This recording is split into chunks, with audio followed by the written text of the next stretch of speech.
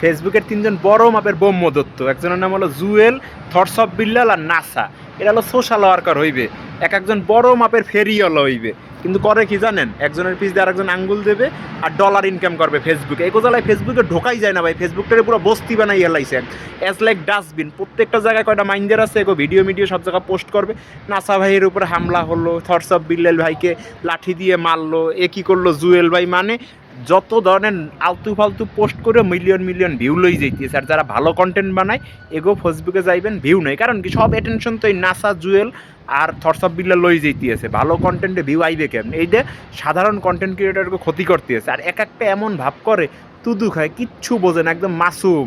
কিন্তু একদম মানে নষ্টামি যত আছে এইগুলো সব ভালো মতনই বোঝে। যদি নষ্টামি নাই করে, তোরা সোশ্যাল ওয়ার্ক করবি, তোরা ফেসবুকে কী জন্য এইসব উল্টোপাল্টা জিনিস দেখাও?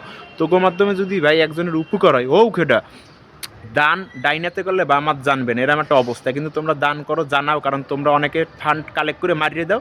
এই কারণে তোমাকে মানুষের কাছে প্রুফ দেওয়া লাগে যে আসলে আমরা ঠিক মতন টাকাটা পৌঁছাই দিছি। এছাড়া আর কিছুই না। তোমরা যদি চাও এইসব ঝামেলা বাদ দিয়েও কাজ করতে পারো, কিন্তু তোমরা যদি ঝামেলাটা করো, তোমাকে প্রতি অ্যাটেনশন মানুষের বেশি হইবে, তোমাকে ভিডিওতে বেশি ভিউ হইবে, তোমরা বেশি ডলার ইনকাম করবা। এছাড়া আর কিছুই না। মানে থটস অফ বিল্লাল ইদানিংকালে মানে পুরো উলমাদের মতন হয়ে গেছে।